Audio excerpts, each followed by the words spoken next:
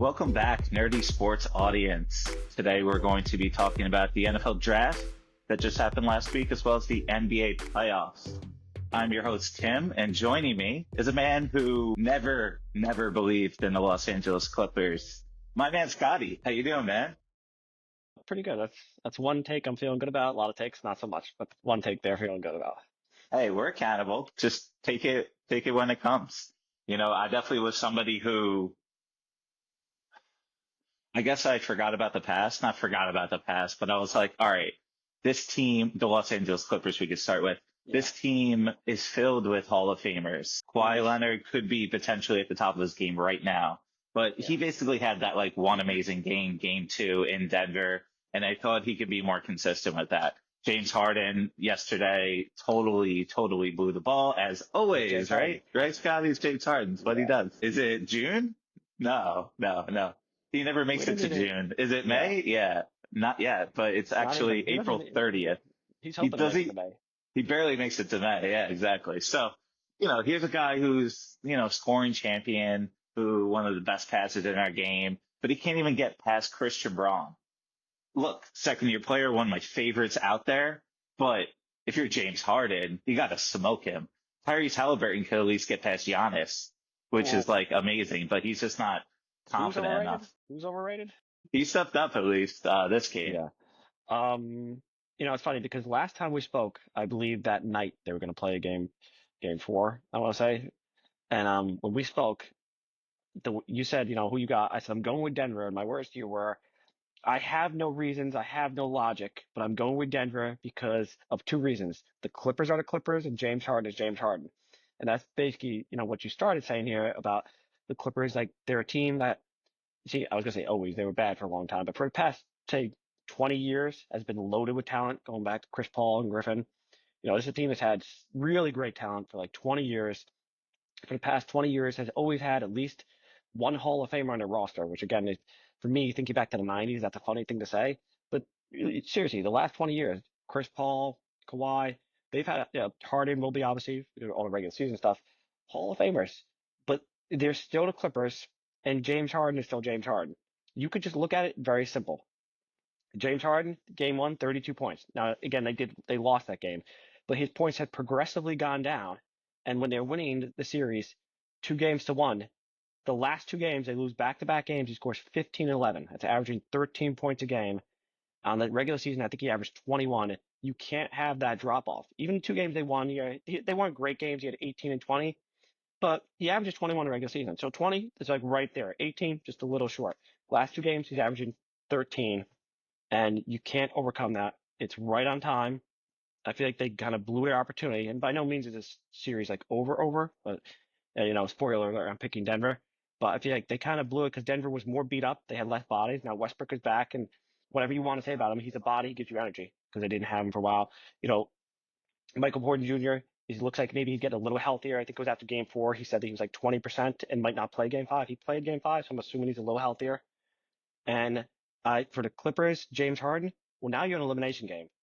By definition, the pressure should be higher, and James Harden plays worse when the pressure's higher. So I can't imagine that they're going to win back-to-back elimination games with James Harden playing the way he's playing, unless Kawhi just goes, nuts for 40. It's going to be a hard task to pull off. Yeah, Michael Porter Jr. was plus 34 last game. And box score plus minus doesn't mean everything. But I did pull up a stat comparing to Chris Paul, because Chris Paul's greatness is, he is one of the greatest players we've ever seen. He just chokes in the playoffs constantly. These big moments, he chokes. And I always try to give people the benefit of the doubt. Maybe Chris Paul can overcome this. Maybe James Harden can overcome this. They're in their 30s. This team, the Clippers, they've Ty Lue. He's been in the finals. Kawhi has won the finals. There's a lot of people here, but Chris Paul, 3rd best of every player that's ever played the game in box score plus minus in the playoffs. Did not know that. 3rd best. Number 1, Michael Jordan with 9.22. Nice. Number 2, LeBron James with 8.90. Not surprising so far. Now every stat doesn't matter, tremendously, but when we have a stat that has LeBron James and Michael Jordan as the top 2 guys, that's a statistic, and it purely is about, am I in the game, or when I'm in the game, does my team do well? And those are two of the two best players. I think people could argue, I personally have LeBron first, and every year he gets better and better in terms of the legacy. But Chris Paul, big jump to third, 7.58. So this is a guy who is incredible in the playoffs, but these moments matter. The mental processing maybe is too much for them, or maybe they want it too much. They're not loose enough. Like Anthony Edwards keeps talking about. I speak to my high school coach every day. He's always reminding me to be, I'm going to bring my best self when I'm having fun, when I'm joking, when I'm laughing, when I'm bantering with LeBron. Mhm. Yes, he is my idol. What's Anthony Edwards, like 21, 22? Like he's super young. But all of a sudden he took like a leap this year. And now that's a whole different series, but that's 3-1. The Lakers, yeah, they just put together everybody today. And the Clippers are more of that, they built it for this season and they just weren't healthy enough throughout the regular season. So like Zubac and Powell had to carry them. And normally that's good, but they just, when you let up 131 points, Mm. that's not a product of a team that can win a championship. That's what the Grizzlies did in game one versus the OKC Thunder. That's not what this team should do when near the Clippers. But they were underdogs for a reason. The Denver Nuggets got rid of their coach and GM before they even started this series. They Yeah, 3 potentially games have the before. MVP, but exactly 3 games before. They potentially have the MVP, and they were like minus 180 to win the series. But I'm telling you, and we were even talking last week, I'm like, the Clippers seem to be the best bet. I'm like, but the playoffs are a whole different story. Like, I swear, it's almost not even advantageous to watch the regular season. Like, what are we watching this regular season for? We might as well just check box scores. At the end of the day, here we are. We have the Golden State Warriors up 3-1. We never believed in the Rockets. They don't really have enough offense. Especially Jimmy Butler's healthy. Jimmy Butler coming back. That's one of the biggest, I guess, topic points of the week. We're April 30th right now. We're closing out these series. You know, Whatever. The OKC Thunder swept. The Cavs swept. The Cavs actually. I'll let you talk after this. The Cavs. Yeah. Not that we need to talk much about Miami Heat, but Mhm. there's never been a team that has won by more points than the Cleveland Cavaliers did versus the Miami Heat. They won by a combined 122 points, an NBA Wow. record. That's terrible. That's Miami lost by what's that? That's 55. I 30 literally points a watched game. 5 minutes and turned it off. Yeah, yeah. They Yeah. lost by 55. And we thought that game one OKC Thunder versus the Grizzlies was the outlier. No, even worse now. Miami literally is like, all right, we're on vacation. We're fine. Yeah, that was we talked a decent amount last week about the idea. I mentioned a change in the playoffs to 7 seed. I think that's like the nail in the coffin of that argument. I'm not gonna stay too long on that, but like we were No, literally keep talking going. about it with the Grizzlies and saying, and we mentioned Miami in passing because this was before this blowout, and they were still at the time averaging like a 25-point loss. This pushed up to like 30. There's just no point in having 8 seed, particularly in today's NBA. Some people call it online. You hear people call it the National Blowout Association because blowouts are higher, but that yeah, because of the 3-point shot and whatnot, I feel like the upset of the 8 seed is just not necessary to be there. Um, you know, I know the Thunder were number one all time large margin of victory in the regular season, like all time. They hired in the 72 bowls, or take any team you think is the best team in NBA history. Thunder is number one, and they're not like demonstrably favorites to win the NBA championship. I think they're just ever so slightly number one, barely. But Cleveland, I should have looked up to confirm. I believe they were seventh. They're definitely top 10 all-time margin of victory, all time. So that means that one of these teams is guaranteed to lose the NBA championship, but be a top 10 all-time margin of victory team when every other team on that list is like, it's like the 2001 Lakers. It's 72 Bulls in there. So actually the following year Bulls too. They had 69 wins against Utah. It's the 69 win Lakers that had a 33 game winning streak, which is still a record. Like all these all-time teams are in there. I think the 85 Celtics. And out of that top 10, there's guaranteed one of them is going to be from this year and is going to be a loser, and maybe both of them if they both lose. So the margin of victory, what I'm trying to say, is way out of whack compared to where it's been in NBA history. That goes to where it's like the 1 seeds against 8 seeds, it's bad basketball to a level that it's the one thing that's tainting an amazing playoffs. You mentioned the playoffs and regular season are not the same. It's like two different sports. The NBA playoffs to me is on par with the NFL regular season as far as rating wise, watchability. Like it's just amazing. NBA regular season is becoming such a different sport that it's almost like the NFL preseason. The diehards watch it, but the information you're getting from there is very little. You have to be like, oh, did you see game 3 of the NFL preseason? I like this player. That's what it's like in the NBA regular season. It's like, you know what? I noticed on the Christmas Day game, I Yeah, saw yeah, something yeah. I liked from Pods, and he's going to help Golden State down the line. Yes. But you can't take Yes. too much from it because it's become such a thing. It's basically become an 82 game preseason because, especially think load management against similar NFL preseason, you'll play like 3/4 or a half. That's what's happening now. That's gonna be my new thing. I talked about the 7 team in the reseeding last year, and I still say last week, if you missed last week's show, I want to do 7 seeds on the NBA playoffs. Number 1 gets a bye, reseed. That'll be the short argument for that. It feels like the NBA season is really the equivalent of a preseason for any other sport. Just really, really, really long. Because it's not the same. The teams, Golden State, they're the 7 seed. They look like they could argue be the favorites to win the West if you believe their experience can outlast OKC. Because who else you got? Maybe the Wolves. Like I don't know what's coming out of there. Denver. I think Denver's gonna win. I don't see how they could possibly beat OKC. I think between the rest, the injuries, not gonna happen. How about players individually? James Harden we spoke about. How about the other direction? You had playoff Jamal come in. Now are we going to get that every time? But that's head-to-head matchup. You have one guy going way down, James Harden, the other guy goes way up.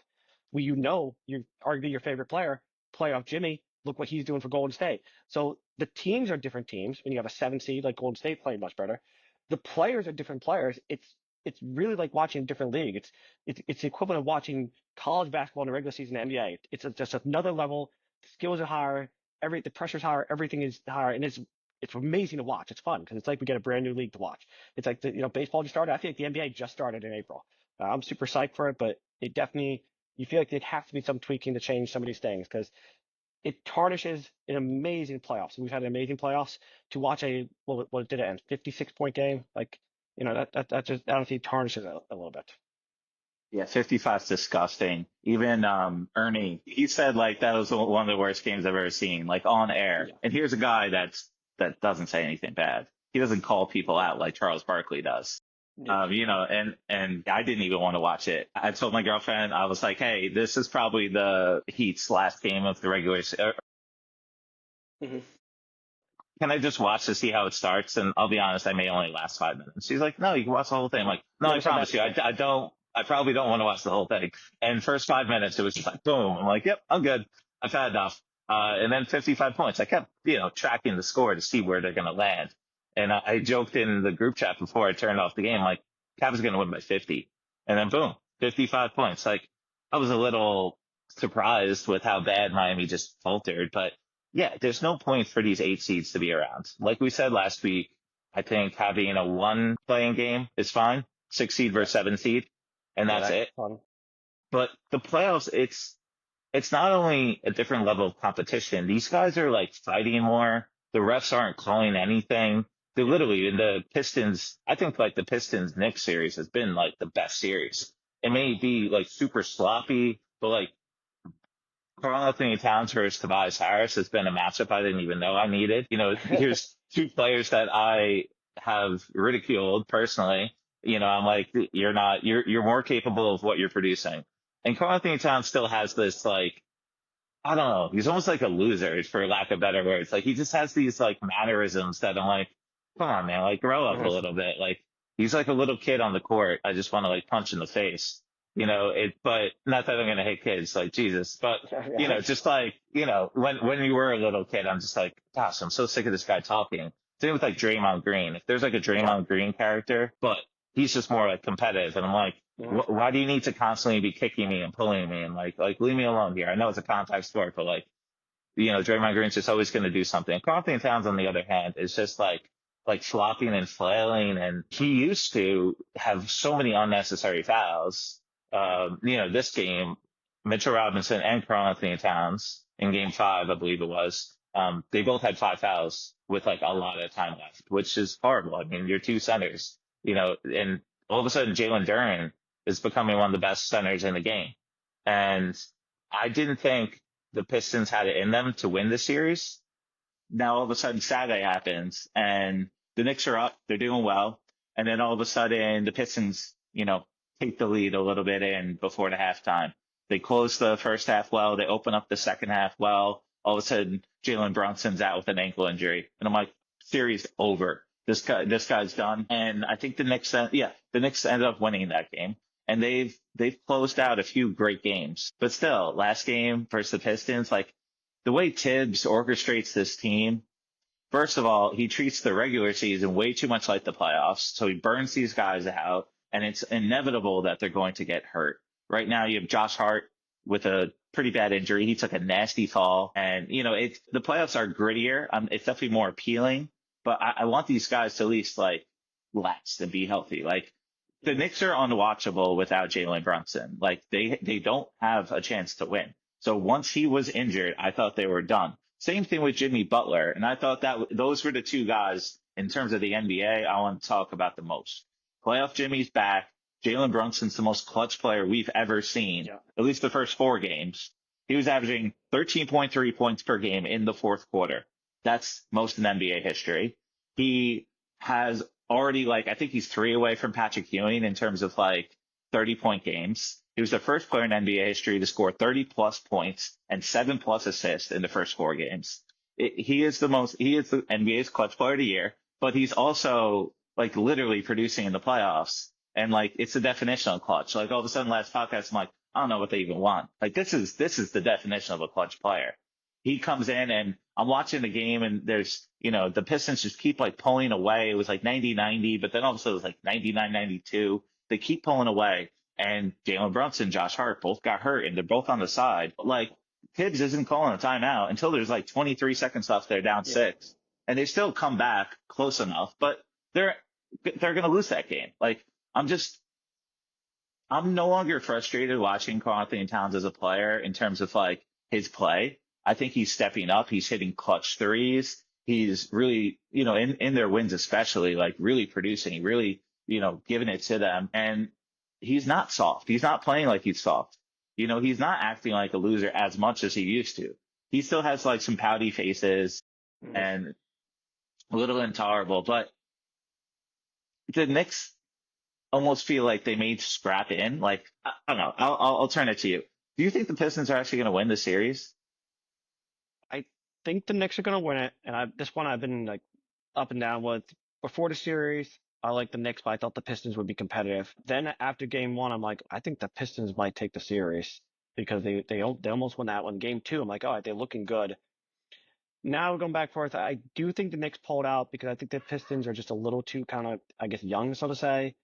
And I just think in the end, the Knicks just figure out a way to get one of the next 2. It's always hard to come back. I think that, say, teams that are down 3 games to 2, they win 10% of the time or something. So I do think the Knicks pulled out.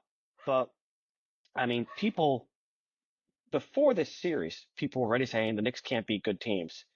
They're struggling with a Pistons team that ended the season, I think, 4 games above 500. And, what's looking ahead of them? Well, they have a very, very rested Boston Celtics team with Jason Tatum looking completely fine. So we'll take out the wrist injury part. So, I mean, I find myself thinking over there, okay, are the Celtics going to sweep the Knicks? Because if the Knicks win, can they really compete with the Celtics? I don't think so. This looks like it's going to be even worse than I thought. Because the one thing the Knicks had a chance to do is theoretically, you say, okay, we have a Detroit team that's not supposed to be that good. They're a 6 seed. If we can beat them in maybe 5 games, which some people were thinking when the Knicks won the first game, okay, we can at least go to the Celtics evenly rested or maybe take advantage if the Celtics are a little beat up in any way. Now you're giving, entering the playoffs, you got the Tatum wristing and you had Brown has been suffering from injuries. Now what are they going to get? 5 days off, 6 days off for Boston? Plus, Drew Holiday has a hamstring injury. Porzingis, he got hit in the face, but they were bloodied up in that Magic series. Mm-hmm. If the Magic were more healthier throughout the regular season, Paolo Banchero missed half the season, Jalen Suggs missed 70% of the season, Franz Wagner missed 40% of the season. Those are the top 3 players. That's really hard to overcome. And the Celtics have literally said that the Magic are the team they're watching out for. And if healthy, the Knicks aren't the 3, the Magic are the 3. So the Knicks also literally gave everything they got just to get the 3 seed, and they get gifted a gritty Detroit Pistons team with Cade Cunningham, who's the most improved player of the year, basically. He may win it. I think so. So when you're up 3-1, Mm. You need to stomp on them. And yeah, they barely lost, but OG Anunoby was their leading scorer. Jalen Brunson, Yeah. Josh Hart, more hurt. Like, Karl Anthony Towns, we really need to see a lot from you when it comes to, them playing in Detroit. But I guess they got to win in the Palace.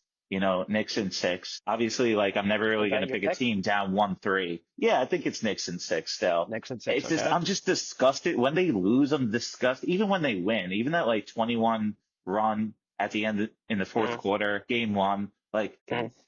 I'm disgusted with this team every game. The same with, honestly, sadly, the same with the Nuggets. When they're squeezing out game 1 in overtime, I'm like, well, the Clippers really like showed a lot. Then the Clippers blow them out game 2. Then game 3, the Nuggets come back and I'm like, well, they're pretty dysfunctional. They only won because Mm. Jokic is really a beast. And then like the tip in dunk, like with like 0.001 seconds left Yeah. Yeah. with Gordon, but now here they are, one game in Los Angeles, one game in Denver. All they got to do is win one more. Mm. I can't bet against the Nuggets now. I can't.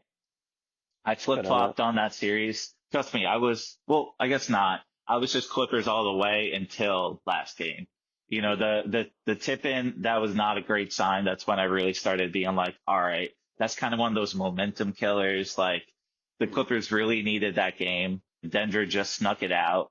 But Michael Porter Jr., as you're talking about, he's a guy who, came into the NBA draft injured, hasn't really hustled enough as, compared to his talent. Yeah, a lot of people yeah. call him out, but he's producing. He's gritty. The Clippers are showing that their role players aren't enough right now. They're not getting enough from James Harden. That's pretty much straight up what's Yeah. happening in this series. And Nikola Jokic had his worst performance last game. After last podcast, I was talking about him like, hey, you can't go 8 for 16 again. You can't do that. He shot even less. And he's like, nah, we're going to win. Jamal's going to get it. I didn't know playoff Jamal still had it in him. But Still he there is one of the somewhere. most, he is one of those players that tremendously improves from regular season playoffs. Same with Jimmy Butler. And I thought Jimmy was out. But that series I flipped a little bit. I thought the Warriors would win, but once Jimmy went down, I thought it was done. And I Yeah. thought the And I thought Knicks it was a would. worse injury too. He came back. Yeah, yeah. I don't know if he's just tougher. He definitely looks. So let's flip Yeah. to Jimmy and the Warriors and the greatness of Draymond Green and Steph Curry and Podzemski, amazing off the bench. Like, this guy's definitely got it. Um, Jimmy Butler is one of those players that we've seen with Miami, a couple of years ago when they, lost to the Nuggets. Here's a player that really is clutch. When we come to Yeah. clutch points, Jalen Brunson averaging 13.3 points per game. That's a huge, huge number. Obviously, best of all time. Like, that really is a tremendous number. Jimmy Butler got 14 fourth quarter points in that game. He's been super clutch, but he started really slow. Obviously, coming off the injury, similar fall to what Josh Hart had. It looked really bad. But yeah, I thought he would be out longer. He took one game off and, the Rockets took advantage of that time. And in the chat, Los is like, no, there's my Rockets. They're ready. Hey, the Rockets are gritty. They're tough, but they don't have enough offense. Sengun is not enough. Van Vliet is getting some points, sure, but he's not playing to the capabilities he had, at least when he played with Kawhi Leonard and won the championship in Toronto. Yeah. I thought this team was too young. We compared them to the Grizzlies. We knew they were better, but they were like, all right, I think the Pistons, the Rockets, and the Grizzlies are in the same boat. But when it comes to this playoff, I've learned that the Pistons got to be a tier above the Rockets. They definitely do. And maybe the Rockets need Giannis. Maybe that's exactly the right, perfect player for him. Mhm. I guess I'm curious. I mean, we're not really going to pick the Rockets to come back, down 1-3. They're playing tonight. I think Warriors take it tonight. I think it's one of those games that, they need. They're an older team. I mean, look, Yeah. their three best players are in their 30s. They need rest, and they're trying to make sure that they're ready for a young, hungry Minnesota Timberwolves team who could potentially close out LeBron and Luka, but I think other than the Knicks series, I'm surprised. Like, the first round's been really good, but I feel Mhm. like we're going to have a lot of short series. And maybe we need to go back to a 5, a 5-game series with the first round. Yeah, I was There's a thinking lot about the there. Rocket series. I'll jump to the end there because I don't want to say it too long, but 100% agree with that. I never got why the NBA is extended to first round because obviously first round is more likely to have blowouts. So why have games like Game 4 Miami, we just spoke about, why have those games? They're not necessary to be played. You could end this in Game 3, and if the number one seed loses in a best of 5 instead of best of 7, well, then I guess you deserve to lose. Like they extended it to give the number one seed a better chance or something. Like they don't need that many games. 100% agree with that. I don't want to go on that too long, but 100% great. This year was interesting for Jimmy Butler, because people question, does playoff Jimmy still exist? Because in fairness, he had his worst regular season as a player, and by pretty significant margin. It wasn't like a small decline. Regular season, just talk to regular season, he's been amazing playoffs. Looked pretty big drop. Now, what we didn't know is how much of that was the first half before he's traded. He was kind of tanking, if you will, in Miami, so that's lowering his stats. But even when he got traded, if you look at his stats, he only broke 20 points. He only broke 20 points 6 times Well, up until April 9th post-trade. Right? That's about 6 times in roughly 25 games. Then the final 2 games of the regular season, he's got 28, 24. Final 3 games, 28, 24, and 30 for his last game of the regular season, which was his only 30-point game for the Warriors. And he played about 30 games for the Warriors, roughly. Does it final game of the season. Then you look at the playing game, just really a playoff game. And in his 3 playoff games, he obviously missed one. I'm taking out the one he played 8 minutes. His 3 playoff games, counting the Memphis one, like I said, he's got 38, 25, 27. So the playoff Jimmy clearly exists, and it's a really drastic jump up. Then you look at those 3 games combined, he's averaging like 32 points a game. Pretty impressive there. So, yeah, I got the Warriors winning tonight. Maybe they lose tonight. The series, I think it's a lock. I'm giving definitely heavily favorite tonight, but it's possible they lose.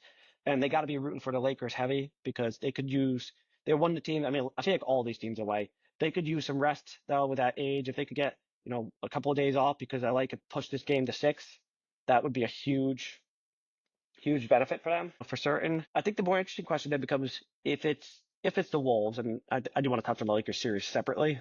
How do we think the Warriors match up against the Wolves? Does the experience, because it's hard to measure the Warriors. I mean, they're 7 seed, but the Warriors are such a different playoff team between playoff Jimmy and even the trade itself. The Warriors are one of the more difficult teams to really place who they are. I guess the other one would be the Lakers, and we could jump in that series for a second. But yeah, I don't know how to place the Warriors. I'm confident they're gonna win this series. It's so hard for me to have any idea. They played T-Wolves 4 times. They beat them 3 times, but all 4 meetings were pre-Jimmy Butler trade. So in some ways, none of those count to me. yeah, they're a whole different team. As I said last podcast, the Jimmy Butler edition made the Warriors the best defensive rating team, the best assist team, the best steals team. Like, Yeah. this is not a guy who came in and started scoring immediately. You knew Steph Curry is the guy. He knows what that's about. But he's there when there's too much pressure on Steph and they're not allowing him to scoot around. But that's when, like, all of a sudden Draymond Green, by the way, last game, he hits 2 early threes, doesn't score another point for the rest of the game. He basically got like 19 fouls. Like, he's constantly having technical fouls. That's why I said, like, flopping around. If I'm in the park, like, I'm sick of Draymond. I'm going home constantly. We're playing 2K. We're bitching about Draymond Green. Be like, can you believe this guy again? He was like spitting in my ear, like talking so loud. Like, he would be that guy that I would like literally need a shower right after I watch, right after I play a game. Like, not just because I'm sweating, but like because I'm just like, I just want to get him off of me. I remember that for me, like, look, I'm 6'4" when it comes to, the basketball court, like with the kids, like, I'm a big guy. When it comes to NBA players, like Christian Braun's 6'6". I'm a tiny dude when it comes to NBA players, but I'm usually like a big guy. And the thing I hated the most was when people like leaned on me and pulled me and like just elbowed me and just like leaned into it. And I constantly see the little gamesmanship that Draymond Green has, and it just bothers me. Bringing back to the Knicks, I'm proud of Karl Anthony Towns for like not leaning into that. He's a type of personality similar to me where that would like push him to like be so amazing at shooting threes. He's fighting a lot more. He's getting into their face. He's yelling at them. I'm really happy that New York has pulled it out of him. And I think the Knicks are done when it comes to the next series, as we're talking about. I think the Celtics, regardless of injuries, second round series and bust again. If the Pistons happen to beat them, I think that would be crazy. And we could reanalyze it at that point. But, I think Knicks second round series. But I hope they get a new coach and they're better next year. But looping back to the Warriors, I have a lot of faith in them. I think, Jimmy Butler is the type of player that you don't need a lot of regular season chemistry to make work. I think he's smart enough. He understands like how Steph rotates and just let the boy fly and find the gaps. And then all of a sudden, when you get the one-on-one matchups, like he can just bully his way to the hoop and get a bucket. And he's also Draymond Green and Jimmy Butler are types of guys where like the points aren't dictating how impactful they are. I'm glad Podziemski is a guy who's able to get buckets, so they don't need a 40-point performance by Steph. When it comes to Minnesota, honestly, I was very underwhelmed by them in the regular season. Now, all of a sudden, yeah, we have to scratch it. And I think the only regular season thing we got, as you were talking about before, those point differentials when it came to the Thunder winning by 13 points per game in the regular season, when it came to the Cavs winning by 9.5 points per game in the regular season, and the Celtics by 9. The next team was like 4 points per game. There's a big gap. And the odds showed it when it came to the playoffs and the championship odds. It was Thunder, Celtics, Cavs, and then a massive gap. And then all of a sudden the Lakers were fourth, at minus 1,300. I think the Lakers have a better odds of winning game 6 and pushing it to a game 7, or winning game 5. Nice game 5, right? Yeah, it's 3-1, so 4. So I think the Lakers have better odds to win game 5 than the Houston does. I think Houston's still going to scrap, but the Lakers are just substantially better team. Here's a team who, was favored to win, but, JJ Redick being a new coach, Luka being a new player on their team, I think it's a little too new. Now, Golden State adding Jimmy, that's a new piece, but they've had everybody else there. And they have also the best, longest tenured combination, Draymond Green and Steph Curry. They've been together for over a decade now. That's a lot of history built up. Same with Steve Kerr. Like he's been coaching them for 7-8 years. Like it's been a while. The Lakers, there's a lot of new pieces, a lot of moving pieces, and they're not trusting anybody on the bench. I don't know exactly what the statistic was, but I think like their last game in game 4, JJ didn't play any of the bench players at all in the second half. And that's the first time in NBA history that's happened. That's not okay. No. But you got to trust Gabe Vincent, Jackson Hayes, you got to trust the others. And that's how you win a championship. It's not just LeBron and Luka and Reeves. You need other players. But I didn't see. Now, when it comes to Minnesota, Anthony Edwards obviously is their leader, and he was one of the best 3-point shooters this year. He's known for his dunks. He's known for his acrobatics, his athleticism. So I think that that's something that could kill the Warriors. But at the same time, I think Jimmy Butler's going to have, him and Draymond Green are going to be able to defend Anthony Edwards very well. Now, when it comes to the Golden State Warriors' weakness, it's Quentin Post. It's Quentin Post. It's their center. Rudy Gobert, isn't doing great in this series, offensively, but I think it's his time to step up. And, I really hope when it comes to any season, I'm rooting for the Warriors. I love Steph Curry. I love what this team has built. Been rooting for them for a long, long time. But Minnesota may have it. Anthony Edwards seems to be at that point in his career. Now I'm hoping for Golden State Warriors versus Denver Nuggets conference championship. But my mind is saying that Thunder I don't think that's going to happen. Timberwolves is probably the way it's going to go.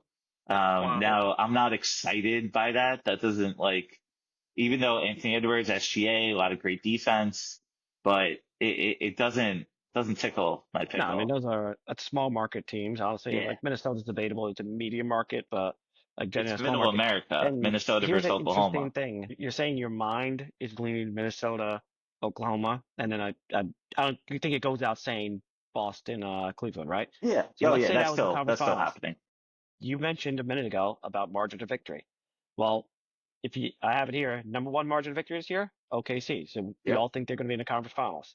Yep. Number 2, Cleveland. We think they're going to be in the conference finals. Number 3, Boston. We think they're going to be in the conference finals. Yep. You know who number 4 is? Spoiler Minnesota? alert, it's Minnesota. So if you go by margin of victory, and Vegas loves margin of victory as a Plus stat 5. generally. Okay. +5, they're the only other team at +5. It's pretty far behind. No, it is, 9 for Cleveland, and then OKC is almost at 13. But +5, and so, Vegas loves margin of victory. Margin of victory tends to show to work out generally. When you look at the playoffs, it's a carry stat, carries over in the playoffs. You look at years in the past, so you have like the Cavs that would have forced you LeBron. Margin of victory is a stat that carries. Minnesota 6 seed, but 4th in margin of victory. So that stat alone actually tells you that, wait a minute, Minnesota should be favored to go to conference finals. Now, I will say against Golden State, because of the trade with Jimmy Butler, I can't look up margin of victory off the top of my head between the second, like their margin of victory with Jimmy. That I didn't look up. So I can't give you that exactly. But just something I thought I'd throw out there because you mentioned margin of victory, that Minnesota is 4th. So that would be an interesting if the top 4 teams in the conference finals ended up being the top 4 margin of victory teams. I think that would be kind of something interesting that we could look back on, depending if that's what actually happens. For Golden State, I think it'd be very interesting to see them play Minnesota. You have the experience and versus the youth. I think a lot of it could come down to even just health. Jimmy Butler was able to get past that fall, but you still feel like, and even depth, Golden State's bench is weak. And you mentioned that, does Golden State have the bodies to play with Minnesota? That would be a question, because you feel like Golden State is, one sprained ankle away from just being kind of done because they're so thin. Apparently not as thin as the Lakers playing just 5 players, but that they're really their bench is questionable. I mean, the fact that Jimmy Butler gets hurt and Kuminga's in, and then that's like the biggest difference of all time. Yeah. Their draft, Moses Moody's been pretty solid, but them trying to like build a championship contender while still getting these young guys and Moses Moody, James Wiseman, and Jonathan Kuminga, that hasn't worked out really. No, now the odds of any draft pick hitting, it's hard, but they passed on LaMelo Ball, who knows who that guy could be if he was in the Golden State Warriors. I'm so disappointed we can't see that, but maybe we can. Maybe eventually we can. But to answer your question about Jimmy Butler, the Warriors are +4.5 with Jimmy Butler on the court, that's not bad. +3.3 without him. So it's a big jump. Pretty big jump up, yeah. Yeah. Still a little less than Minnesota, though. So still a little less, but it's a coin toss. Minnesota should be the team to beat or get to the conference finals. As far as if you do strictly margin of victory, they should get to the conference finals. The way you asked this question about Minnesota, I'm gonna guess that you've 100% down on Lakers. You think they have any chance to win tonight?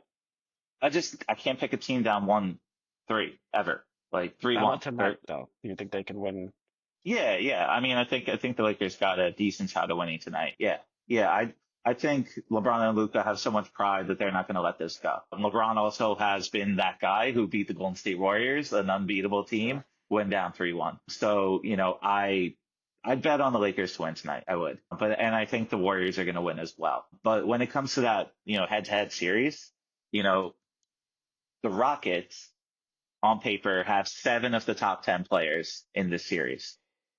Outside of Steph, outside of Jimmy, outside of Dre, the Rockets have the next gap, of everybody else. It's probably similar with the Minnesota Timberwolves, but still, outside of Anthony Edwards, I'm still going to take Steph, Dre, and Jimmy right after them. And I think Steph's better than Anthony Edwards right now, especially when it comes to the playoffs. And Jimmy Butler's a top 10 guy when it comes to the playoffs. So, heart-wise, definitely Warriors. Pure numbers and statistics, the Minnesota Timberwolves seem to got it, but I'm not going to put my money behind that ever. I'm still running with the Warriors. I want to make that crystal clear. I still think the Warriors are going to win this series versus the Rockets. It doesn't matter if they're not deep enough. They get guys to step up. They have the better coach, even though Chris Finch has shown he's outcoached JJ. He's played very well. Chris Finch has done a lot of things I'm really impressed by. But similar to James Harden, I'm not going to trust Julius Randle when it comes to, that kind of series.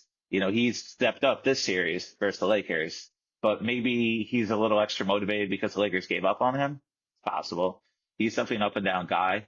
Mike Conley's too old for me to fully trust. Jaden McDaniels is a great defender, but it's just, Dante DiVincenzo off the bench. Naz Reid's probably in my eyes, a better six man than Peyton Pritchard. They're definitely I think so. capable, but I still think the Thunder, not cruising, but I Mhm. still like you got to take the Thunder to make it to the finals right Yeah. now. Okay. Let's do this here because by the time we mostly talk on Wednesdays, occasionally it gets thrown off. By then, the next round should have started, and every team, most likely, unless some team gets pushed to 7, should have at least played a game.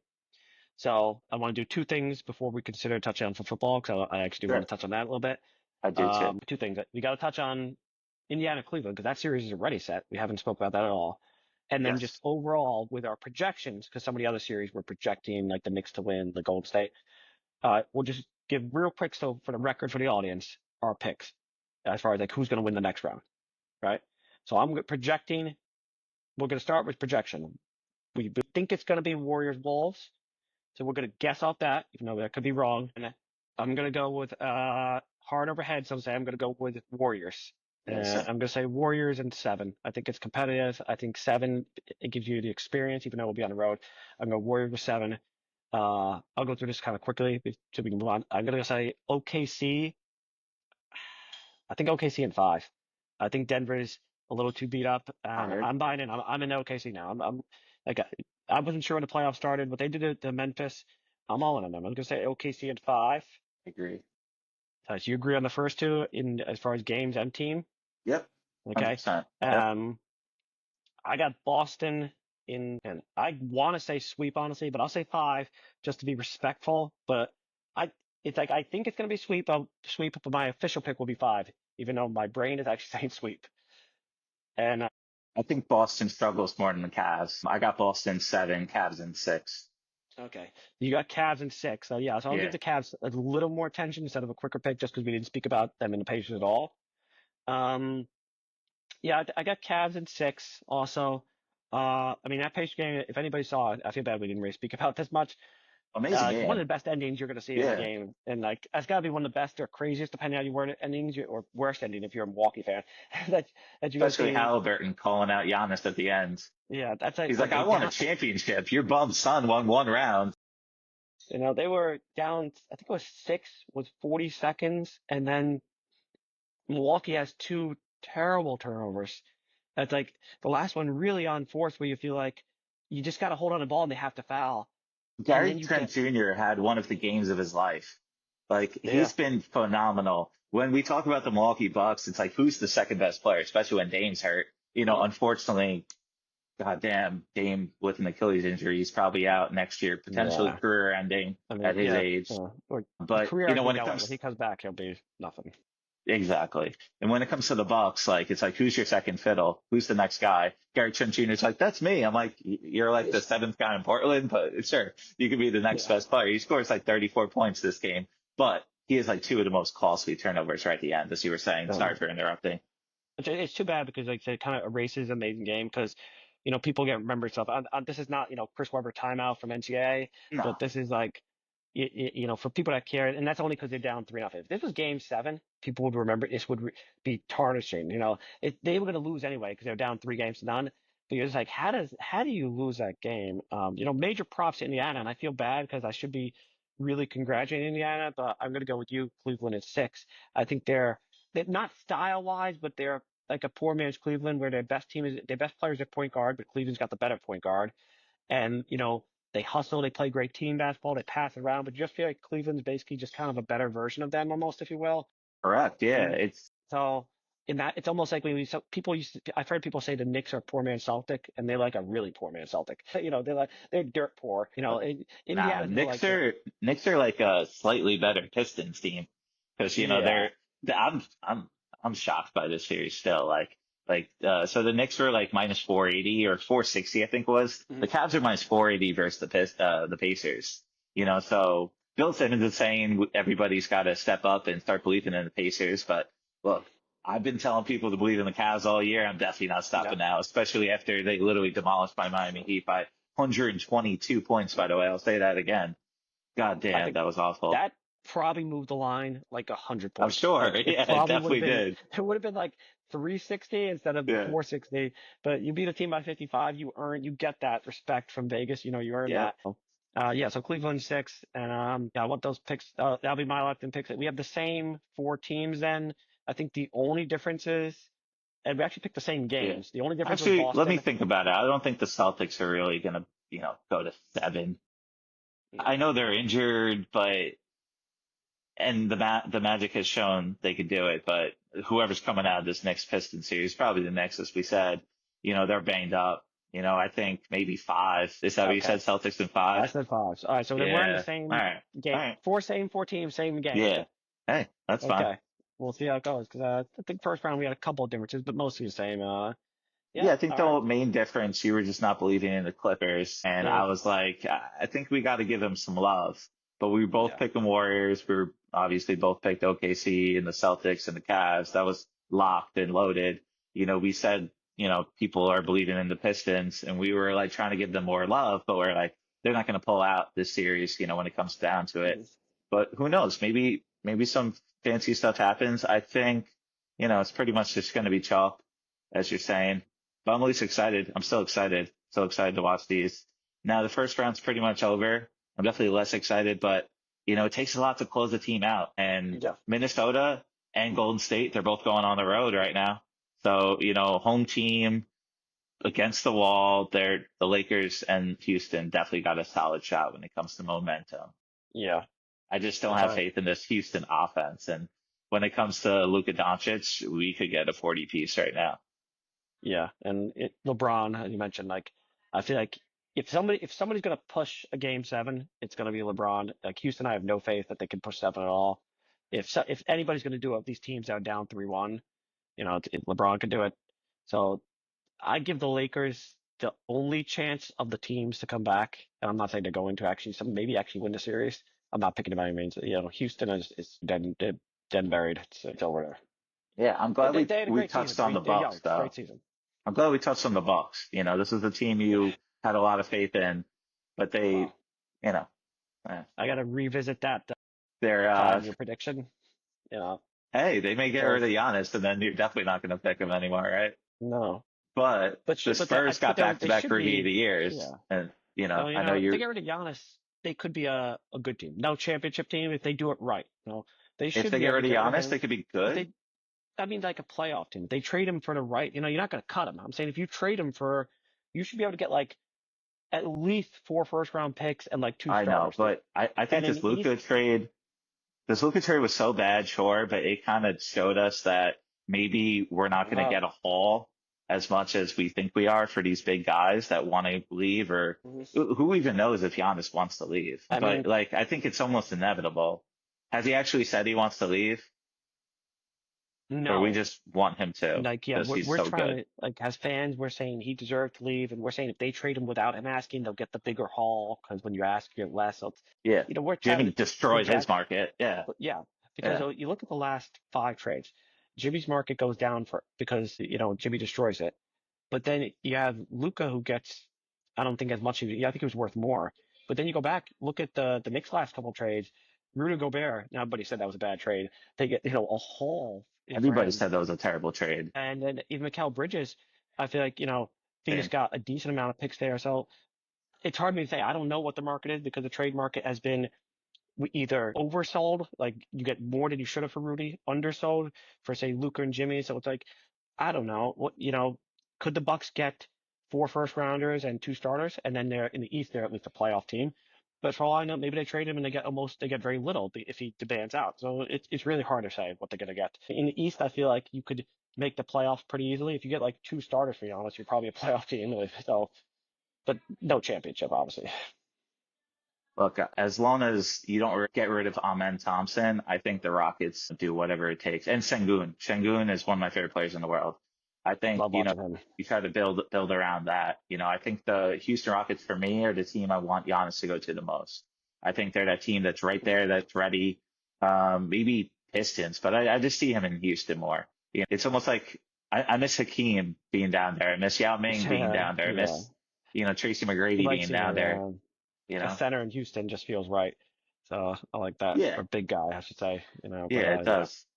I mean, my favorite center growing up, well, two, it's Shaq and Hakeem. yeah, Tim Duncan was amazing, but He wasn't as flashy. He wasn't as fun. No, Shaq was just it dominating debatably power everybody. forward than center. True. Well, he always called Yeah. himself power He was just forward like and he moved to subtle, center. So, you know? and Tim Duncan, top 5 player maybe all time, but on the pretty boring, pretty boring. It's just I'd not still insults, take it's Shaq facts. and Hakeem over Tim Duncan. Or maybe that's crazy. Or maybe I have to think about that a That's little bit more that could before I be say that. that's Because Tim Duncan's that's a pretty podcast for a underrated. different Yeah, we'll save podcast that. for a different day because I would go with Tim Duncan. Yeah, probably. I certainly would I'll not go think with Tim about it. Duncan as far as a fan. Hmm. He's not fun to watch. He's just not.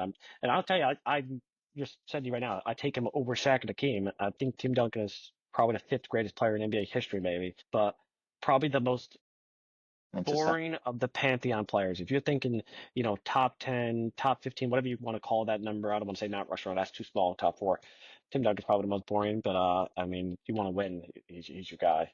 You can't go wrong with that. Yeah, Uh, maybe I have to think about that more. But yeah, I hope Houston gets him. That's all I'm saying. Sadly, I hope your Nets don't because I think they're so far no, away from we winning. don't deserve him. Yeah, yeah. I know OKC probably has enough to get him too, but they They don't could, need more. Like, please, no, let's not please. break it up. They're busy thinking about Exactly. taking backdoor Kevin Durant right now. So who knows? Yeah, keep it I fun. mean, how about that? Imagine an off season where you have Durant and Giannis moving the same year. So you know what? I wanted to mention this before we finish up, or if we're going to change the football, we could do that too. We will. I got to mention this. Is this a changing of the guard? Because right now we're looking down the barrel of Luka being eliminated, most likely. We have Giannis is already out, Who's got the and belt? and I it looks like Jokic is going to retain it because he's going to win. Because there was if not a week ago, he's down 2 games to 1. And if Jokic had lost, you would have said that the number 1, 2, and 3 best players in the NBA, definitely preseason, because some people are now going to debate Luka, would have been what Giannis, Luka, and Jokic could have all been out in the first round. Jokic, if he could win this round, which we now we think he will, I think he definitely holds the belt because his closest competition was probably Giannis and Luka, and they go out in the first round. It feels like a little bit of change of guard. Like, look at the first round. Who's going out? We're losing Giannis. We're losing Luka. We're losing LeBron, who's still top 10. You start looking around. Steph Curry, second round, that's awesome, but he doesn't got many years left in him. And you start thinking to yourself, a best player in the NBA next year, and you have to be amazing, obviously, but I feel like to be the best player in the NBA, you got to have somewhat of a playoff run. You got to make some depth. You can't be the best player in the NBA if you get knocked out in the first round. And so, but I'm taking Luka and Giannis saying they can't be, at least for that year. Maybe they could come back, but not the next year. So I guess it's Jokic because he's probably the current. But if Jokic gets swept, let's just say by OKC, that's going to be Yeah. looking really strong for SGA, or maybe even, I don't know, maybe Anthony Edwards gets to the conference finals. Like, what happens in that situation? You could take a jump. You could take that like Jason Tatum type of jump. Like Jason Tatum's still really young, by the way. So Like you when could we say think of, Tatum. he's 27 years old, but he's just, I don't know. I do feel like Joe Maz is kind of getting a little grittiness out of him though. Right after he was yelling at him to get up when he was hurt, and he's got this like weird celebration with his wrist now. It's like, oh, you're going to try to injure me? Like, I'm fine. I think Luka, Cade Cunningham, and Anthony Edwards are the face of the league, when it comes to the future. Cade and Anthony Edwards are both 23 years old. Luka's 26. Jason Tatum just doesn't seem like that type of player that could be the face of the league. Now he could be like the top player in the league eventually. Like Jokic right now, is he the face of the league? It's still No. LeBron and KD and Steph, and Shay's similar to Tatum. You know, he's 26, but he's just kind of nonchalant. He doesn't do interviews. He just wants the ball out. He's really similar to Jokic with when it comes to that. But yeah, I'm just glad we're gonna hopefully. I'm rooting for Denver, and I always have been rooting for Denver. I just Mhm. with the dysfunction in this organization, it was so hard to bet for them, even with Jokic. But they have a lot of players I like, and I'm definitely happy that we're potentially going to get to see Shea and Jokic battle it out. And at that point, maybe we'll know. I don't know exactly when the MVP comes out, but I think it comes out like around that series too. I think So so. you know, I really just hope Denver can make it a series. I'm really hoping Yeah. for that. But yeah, to answer the question of who's the face of the league, I think Cade Cunningham's taken a monster leap. This series was so important for him, and the playoffs are really important for that. And Anthony Edwards is tremendously taking another leap as well. Luka's, especially with being in LA, that's another jump, and he's probably like the number one guy right now. He's also Yeah. had a lot of playoff success, obviously going to the championship last year, and being in Los Angeles where his idol Kobe Bryant was, he's shared in interviews how devastated he is that he can't meet with him, especially now that he's a Laker. I think Luka's got it in him to be the face of the league, but long term, it's those three guys. It's Cade and Luke. Yeah. If somehow Detroit could pull off the comeback, wow, what that would do for Cade. Because anything in New York looks bigger. So, and it would Yes, be in the Garden on Game 7. So he's that could balled in the be Garden. a career-defining moment if he could make that miracle happen. I think we beat up the NBA pretty good, so I want to touch on the NFL We're an hour draft. in. We Let's skip. can. We could start for the NFL draft. So you tell me where you want to start on the draft. You want to start with just the draft itself? You want to start with division next year? I want to start with your Where do you want to Giants. I hate to beat you up more, but I go? want to start with your Giants. I personally think they had an amazing draft. When it comes to the third pick, I know ahead of time you wanted Shedeur Sanders. He was a guy that dropped to, I think, 12th pick of the fifth round. Yeah, it was How do you feel about late on. that? Yeah. Well, I wanted Shedeur Sanders, and that's who I think we should have drafted. But the draft's over. I'm not going to dwell on that too much, even though that's who I wanted. And I do think generally with the draft, you could go about 4 picks deep for a team, and then you're really guessing. I'm not going to, except for Sanders, he did go in the 5th round. Nobody's really going to be talking about other 5th rounders, 6th, 7th rounders. You talk about, they say the first pick could be a star, second, third, and fourth pick can be starters. That's kind of, how most general managers view it. And then after that, you're just fingers crossed. Um, well, I'm holding out hope for Jaxson Dart because the truth is that the NFL, quarterbacks is such a crapshoot, if you will, that he could easily end up being a good quarterback. And if he is, theoretically on paper, well, you got a stud defensive end, and if you're thinking on position, well, I'd say somebody that can rush the passer is second or third best player. The best player you could have, obviously, is a quarterback, and then it just has a position. The next best player an NFL player team can have is either like a left tackle or somebody that can rush the passer. I'd say those are your top 3: quarterback by a lot, and then like left tackle and defensive end up there. So basically, protect the quarterback, sack the quarterback, and the quarterback itself. Exactly So what if they you got did. a stud there, and if you have your quarterback, and if Jaxson Dart is at least, let's say he's like the 20th best quarterback, which maybe for a rookie is high, then I think the Giants could have a good year. They could get 7, maybe even 8 wins. I know that might sound crazy, but the quarterbacking was so bad last year that if you get decent quarterbacking, and he's probably going to be benched, it'll be Russell Wilson, and you get a defensive line that's going to be, that's on paper, this defensive line.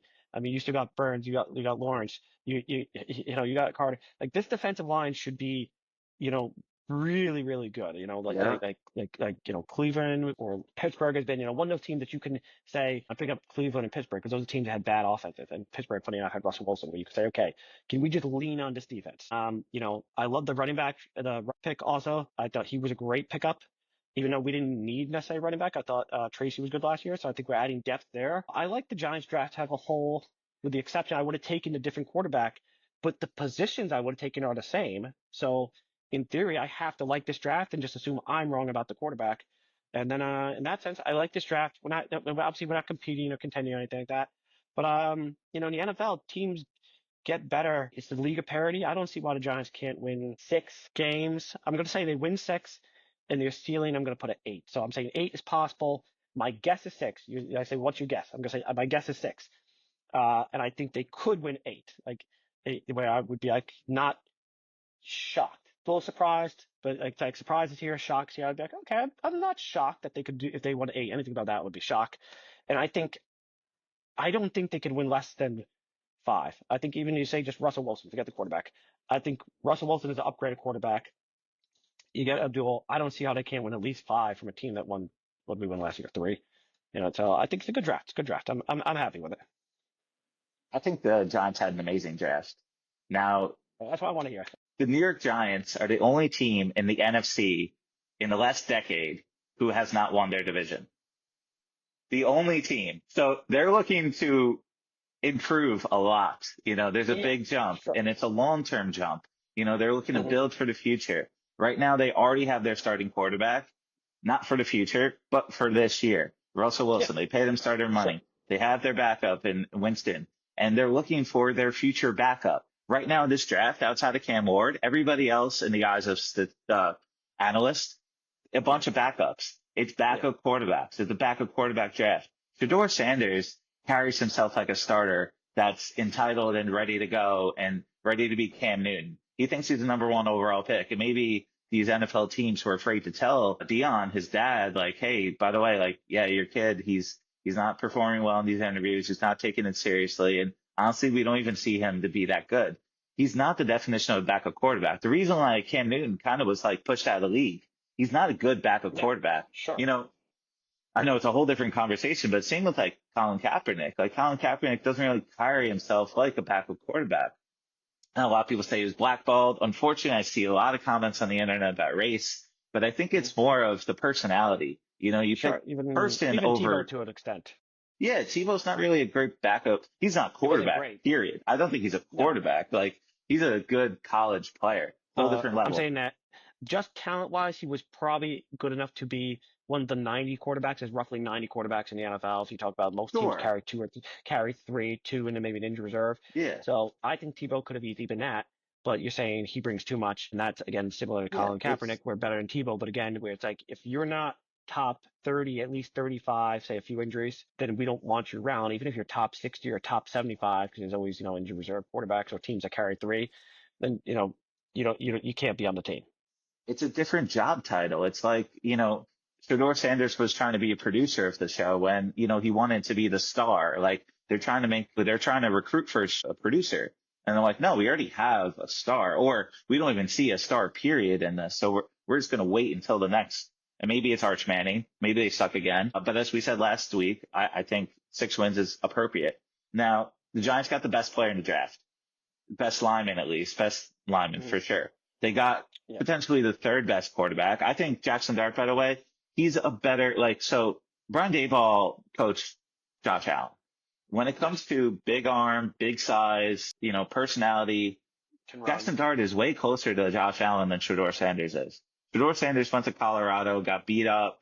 He gritted out some wins, but he could potentially just be a good college quarterback. He may not even be ready for this next level. Sure. A lot of people aren't ready for him. Look, the Giants are not the only team that didn't draft him. Yeah, of course. 32 teams passed on him 4+ times. 32 teams. He went the 5th round for a reason. Maybe Brian Daboll's like, all right, if I don't succeed with Shedeur Sanders, everybody's going to ask for Shedeur Sanders to be starting on my team. I already got 2 guys that are clearly better than him today. Jaxson Dart's not going to be asked to start this year. They're not expecting Jaxson Dart to start.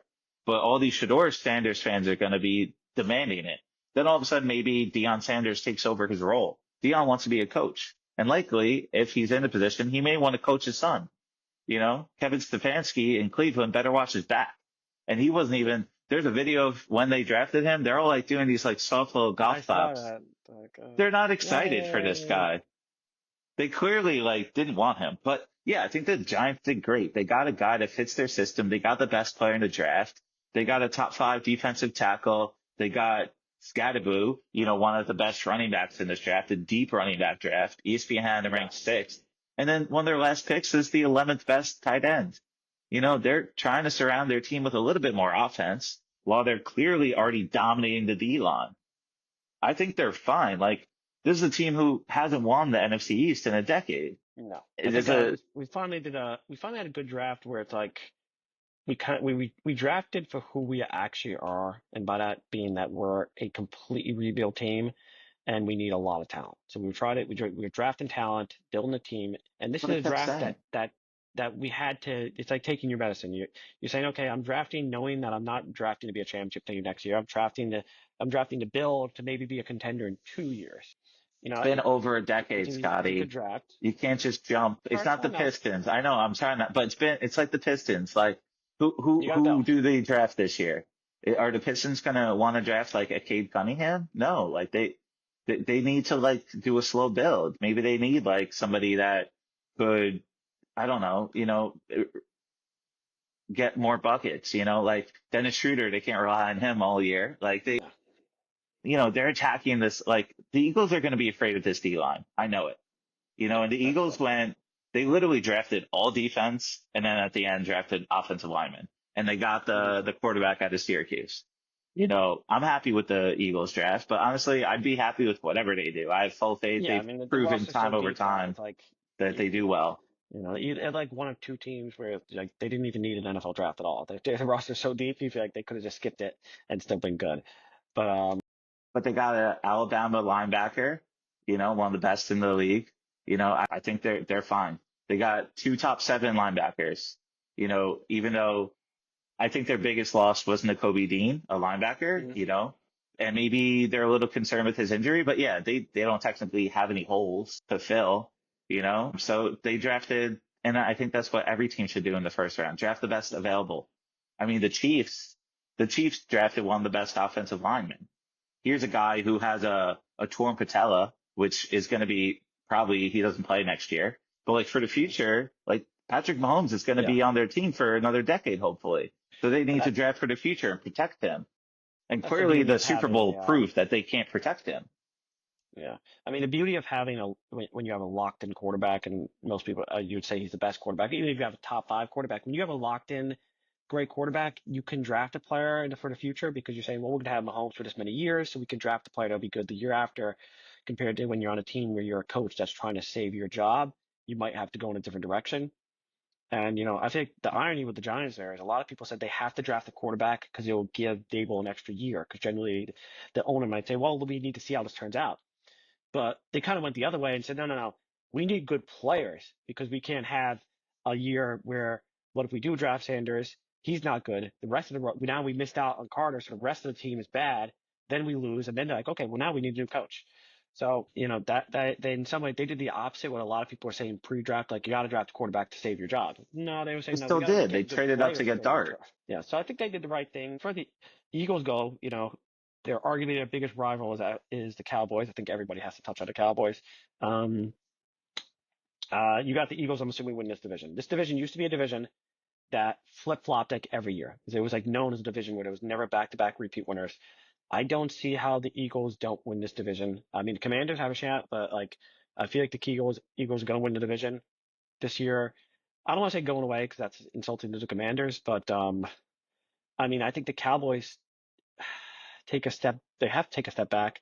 Although it's hard to criticize the offensive line because that's one thing they know how to draft as offensive linemen. But they don't get any weapons. What are they looking at? George Pickens. Like I don't know what's going on there. Do you feel confident the Eagles repeat division? Yeah, totally. I've never been more confident in the Eagles my entire life. This is the best Eagles team I've ever seen.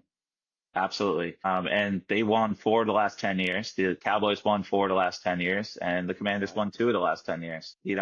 I think they're destined for it. I think they're built, they're deep, they got everything we need. We don't even need to overanalyze it. But as we did, our pre-draft conversation was, strictly around the Giants because I think that's the team that has the Yeah, that most, was the linchpin of the draft, kind of. yeah, the most to like gain.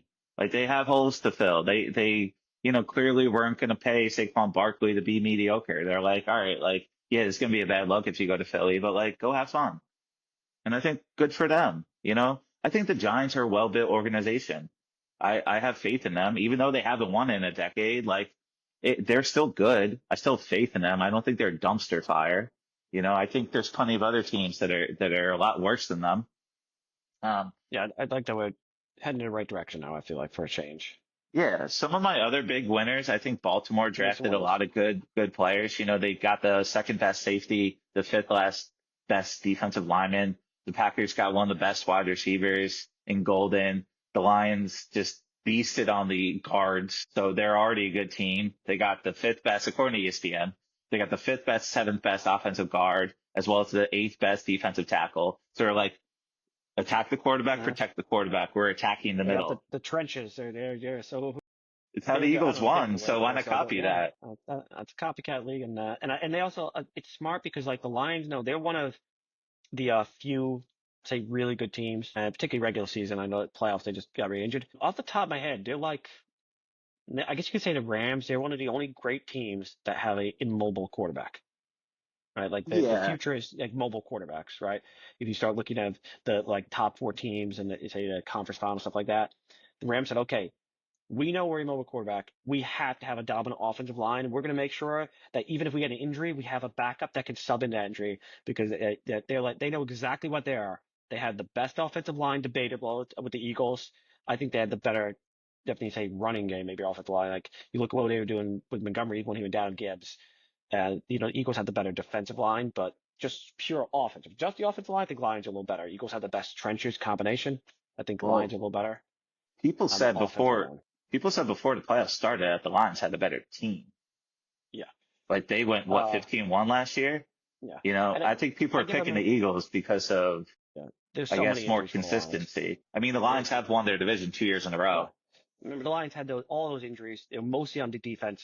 They couldn't stay with giving up like 40 points, but the Lions' offensive line is so good, and their defensive line getting better. They're going to get Hutchinson back, so that's getting a Pro Bowler back right there. And the Lions said they made sure to like, listen, all these other Super Bowl teams. You look at Patrick Mahomes and Lamar Jackson, Jalen Hurts, and Daniels. Those are all running quarterbacks. We don't have one, so we better make sure that we build a fortress around them. So they took a strength, they added more strength, and said even if we lose an offensive lineman, we'll still have a backup to plug in. And if Yeah. we do that, we're at least guaranteed to have a great offense because between that and Gibbs and, you got the weapons with Brown, Laporta, I don't see how that Lions offense is not. They're going to take a step back because they lost Ben Johnson, but they're putting out the weapons they're going to have there. That offense is going to be scary good, mostly because that line is so good. When you have a good line, everything is better. The tight end's better, the running back's better, the receiver's better. The receivers are always open because the quarterback has 5 seconds to throw the ball. I love they're not flashy, but I love linemen. I mean, you see, like the good linemen that go, oof, that always makes you say that's happy. Especially when you look, the Eagles are like proof. You say, oh, you got a good line. You know, you're never going to be terrible. You're at the minimum, you're going to be good. If not, you might not be great, but you're going to be good. You can't be bad with a bad offensive line. No, never, never. And I do want to shout out two players. I mean, I definitely watched more Ohio State than any other team in football last year. I mean, they did win, but Ohio State's typically that team that I'll watch the Yeah, most yeah, of. And Emeka, their wide receiver, he went to Tampa Bay. Tampa Bay's also won their division. Shitty division, yes, granted, but they've won their division 4 years in a row. And here's a and like guy two that years were people, upsets, right? yeah, I think yeah, like I'm the last sure. 2 years were like, oh, they're not going to win again. The Saints are ticking. Then all of a sudden the Falcons also got one of the best players in the draft, the linebacker. I forget his name. But yeah, Emeka as well as, Jack Sawyer goes to Pittsburgh. Jack Sawyer was such more of a classic Ohio State linebacker that wasn't high in the draft. I mean, he ended up being like a Mm-hmm. fourth round pick or something like that. But I remember texting my brother, who's a huge Ohio State fan. I'm like, of course, it's almost like appropriate. Like there's certain players that like Baltimore Ravens have a certain player that they Mm-hmm. draft. Sure. I knew the Eagles were going to get like one of the best defensive players, even right at the end of the first round. Like I just knew that that's where they're going. Same with the Steelers, for them to get, some of the best, I think their first pick also was a defensive tackle. I think that guy's mom died like right after the draft too, but Yeah, yeah. there's a lot of That's sad crazy. stories with that. But at least you got to see her son, at a crucial moment like that. That's amazing for her. Does that mean Aaron Rodgers definitely Pittsburgh? I think you have to touch on Pittsburgh. No, they don't draft a quarterback. Well, not early. They go defense before they go They quarterback. Like got two guys, didn't they? not till late. Did they get? They didn't draft a They quarterback got till Will very late. Did Howard. they get? Wow, Harold was that like Yeah, fifth round or something? Sixth round? Like that was late. sixth round, ninth pick. Yeah. So obviously the point is they weren't addressing it. Calls you're drafting sixth round. That's not really addressing the No, quarterbacks. You're going right now the with Browns got two quarterbacks. That's the team, yeah, right? yeah, yeah. Yeah, They got two. yeah. But They for got your Pittsburgh, Gabriel you're going and with Sanders. right now it's Mason Rudolph with like the rumor that there's a backdoor handshake deal with Aaron Rodgers. I mean, Just like is a this the Rodgers, first year man. Pittsburgh misses the playoffs? I mean, No, I never bet against that. I just can't ever. The Baltimore Ravens are clearly the team. If we go back to that chart, in terms of the AFC North, the Ravens have four, Steelers have three, Bengals have three. Where are the Browns at? and Browns are trading away But they're Baker Mayfield. typically like, They so the trade away Baker Giants are not the Mayfield. There's two Browns. Let's be divisions clear above on them. that. The Giants are not the Yeah, Browns. The Browns are so bad. I don't know. I don't know. I mean, the quarterback situation, I don't know what you do in Pittsburgh. I understand they got the coach and they have the heritage here and the legacy of the Pittsburgh Steelers, but are they actually going to go to season with Mason Rudolph, or are we assuming it's Aaron Rodgers? I think everybody's been assuming it's Aaron Rodgers.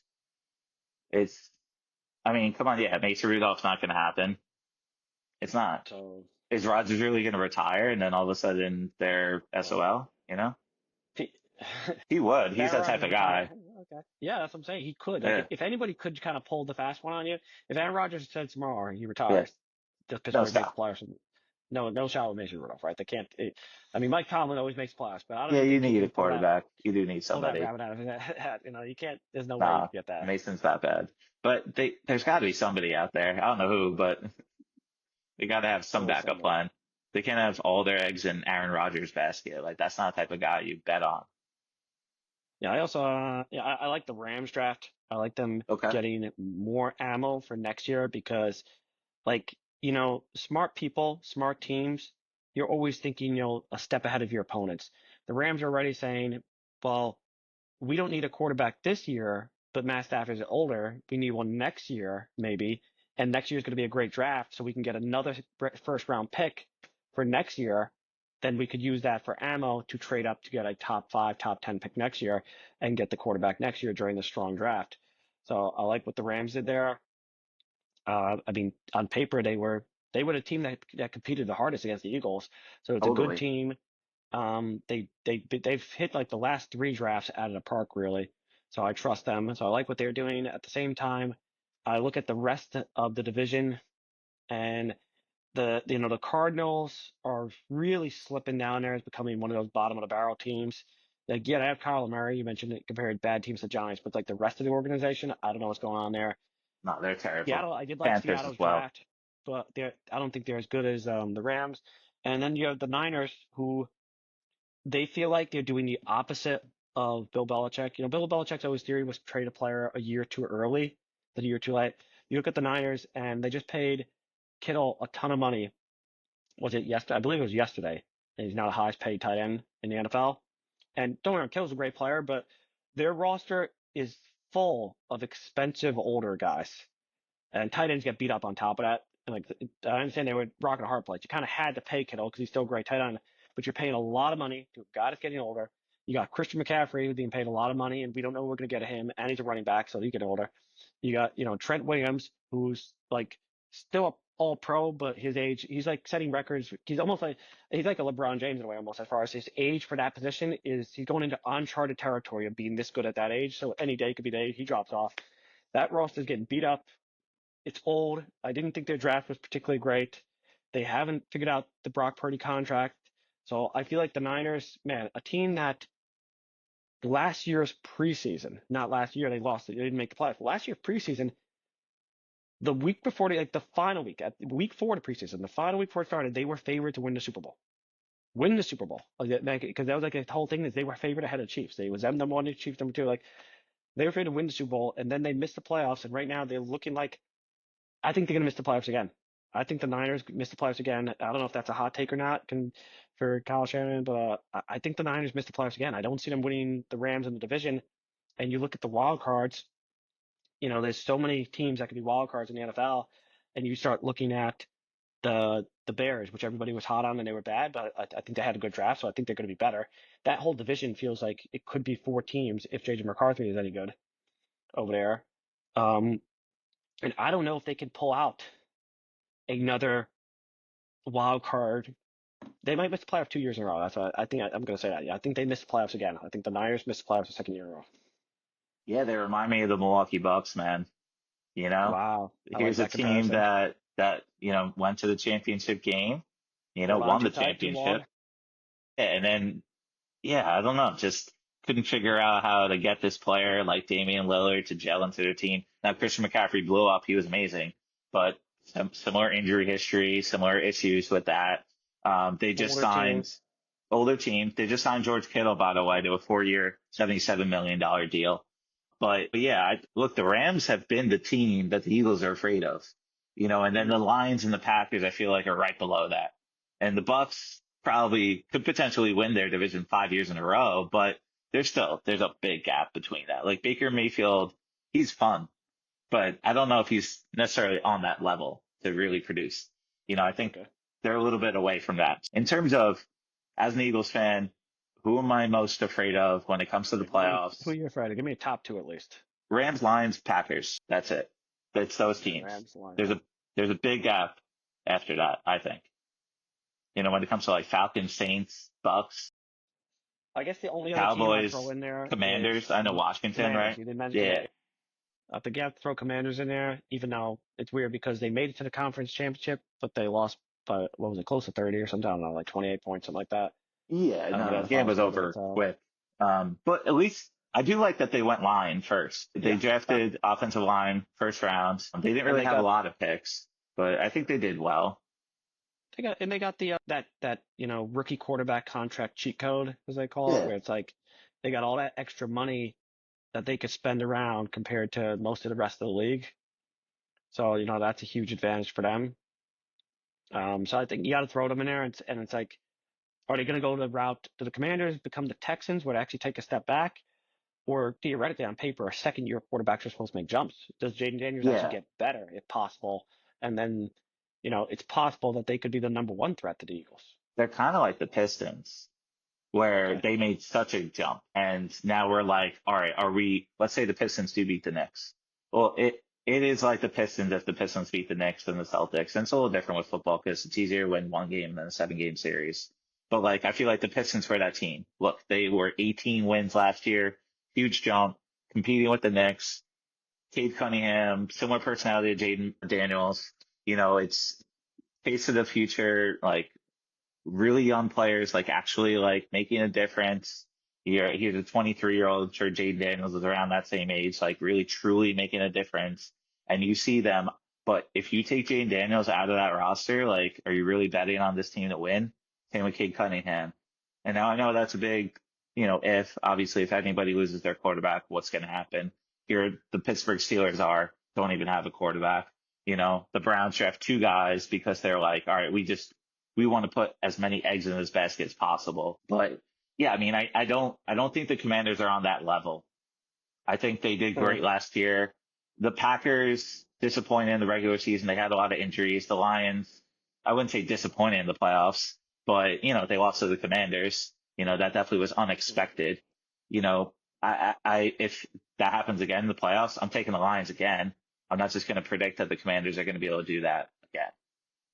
And the Rams are, they got a great coach. They got one of the best quarterbacks in the game today. Puka Nacua is one of my favorite names and wide receivers out there. I think the Rams got to be number 2. I think next week we could maybe dig in a little bit more with odds and betting and what are some like off-season bets we're making. But, I could easily see the Lions, Packers, or the Rams being an NFC Championship game with the Eagles. Not saying that the Commanders would be a complete outlier. I just, it's impossible to predict a repeat of what happened last year.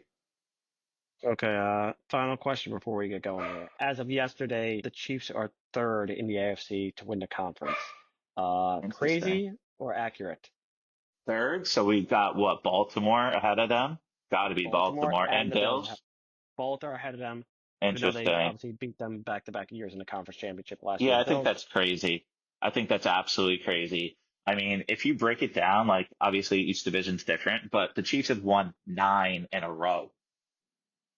Now the Bills have won 5, and right before that in the AFC East, the Patriots won 5. They actually won 11. So the Chiefs are competing with that history. That's the run they're going for. Like, if we could win this year, the next year we have a chance to tie the record. Exactly. And they're more than just Super Bowl, but that's what you're looking at. I don't see how that's, and that happened last year, which also obviously the Chiefs made it. Even though they got blown out, they made it to the Super Bowl. It's like, I don't see how that makes any sense to me on how we're putting so much faith in the Ravens and the Bills. I feel like that happened last year, Scotty, right? Everybody was like Ravens, Bills, but then once again, we were like, all right, are we really going to believe in the Clippers? Are we really going to believe in James Harden? Are we really going to believe Lamar Jackson's going to do it? I like that. Another comparison where you got the Clippers and the Ravens. Now the Ravens have a lot more pedigree and history. They've done it. They win with their gritty defense, but right now we haven't seen Lamar Jackson, a player that coming out of the draft, a lot of people are like, can he even succeed as a quarterback? he's already far succeeded his expectations. I want to be very clear with that. He is incredible, Yes. an incredible talent. He's Now, again, no potentially the expectations. MVP. But when it comes to the Chiefs, like Yeah. they had injury issues. Just because they get blown out in the Super Bowl, people are going to give up on them. On the other end of the NBA comparison, the Chiefs would be a team version of Jimmy Butler in a way. I know they won like 15 games last year, so they had the best record in the NFL. But where it's like in the regular season, people are like they haven't looked good enough to do it in the playoffs, but then back-to-back years they get to the Super Bowl anyway. Particularly more the year before last year, where it's like, oh no, and then playoff Chiefs is a better team. So that's what seems to happen every year. So to me, unless there's crazy injuries or retirements, it's only fair that whoever made it to the Super Bowl last year should be the top two favorites or favorite in the conference. Like they should be Eagles, Chiefs to get there again. Because if you don't have massive turnaround, I don't know how you can take a team that lost to said team. In this case, it was the Bills in the conference championship, and say, well, they're going to beat them next year. When basically the teams are almost identical rosters, their drafts were pretty comparable. It's not like one team had some amazing their draft way better, and there was no retirement. It's like, well, how can you say that? And obviously, for Eagles who won the Super Bowl, I wouldn't say any team would be favored or them to win that conference and say, oh, you know what? What if that would be the equivalent literally of if the Commanders were favored over the Eagles this year because they lost to them and the Bills lost to the Chiefs last year and said, yeah, but their draft is so much better. I'm going to pick them. It sounds silly. So I think that's a definitely silly thing. But the funny thing about the draft, and I'm hoping when Jaxson Dart becomes a star, because I criticize is the draft is all talk, and nobody really knows until Nobody at least the knows. preseason, if not the regular season. Otherwise, it's really all just guessing and talking, like, oh, what's going to happen? This player's going to be amazing. You never know. Every year there's at least one first rounder that's a complete bust, and there's always somebody that's coming out of the fifth round that's suddenly like maybe like a Puka Nacua or somebody else. It's like, oh, geez, how did everybody miss on this one? So we'll see. There'll be a player from 5, 6, 7, one of those rounds, at least one player from either the fifth round or later, would be my early prediction, that makes the Pro Bowl. Jack Sawyer, baby. I love Jack You put a Sawyer. name to it. I like that. Yeah, he's I one of bet my, you it's perfect fit with Pittsburgh too. well, you know what? I bet that's a good bet. You go to FanDuel, I bet you can make a lot of money on that bet. You want to bet like rookie of the year or something? You did say fifth, sixth round though, right? And he was only a fourth round pick. So Yeah. I want to maybe say a little five, too six, good. or give me 5, 6, or 7. I'm not telling you a good name. I'm saying I bet there'll be a player because they I'm almost tell me sure. every year. One that jumps out at me more recently is Puka and Brock Purdy a couple years ago. They're always going to be one, and these are players nobody's going to talk about. So that's the beauty of the NFL. There'll be somebody that you've never even heard, maybe undrafted happen. Half the years an undrafted player that makes a Pro Bowl. There's going to be somebody that isn't even drafted yet because he's undrafted that's going to be in a Pro Bowl next year. Yeah, I'll take a look at it. Well, I'll bring that back for next week for the Nerdy Sports audience. There you All go. right, guys. We'll do. So we'll wrap this up. You done, Scotty? Anything else? I'm done. I think we covered it all today. Yeah, solid 90 minutes. I love it. Thank you guys for joining us. We'll be back next week for another NBA podcast where I think we're going to talk a little bit more about football too, because why not? Football's a 24/7 league. It's a It is. true team sport. We're definitely big football heads over here. I think the NBA, last thing I'll say is I think the NBA draft's a little bit more exciting to predict what players are going to be better because Sure. one player can make such a big difference.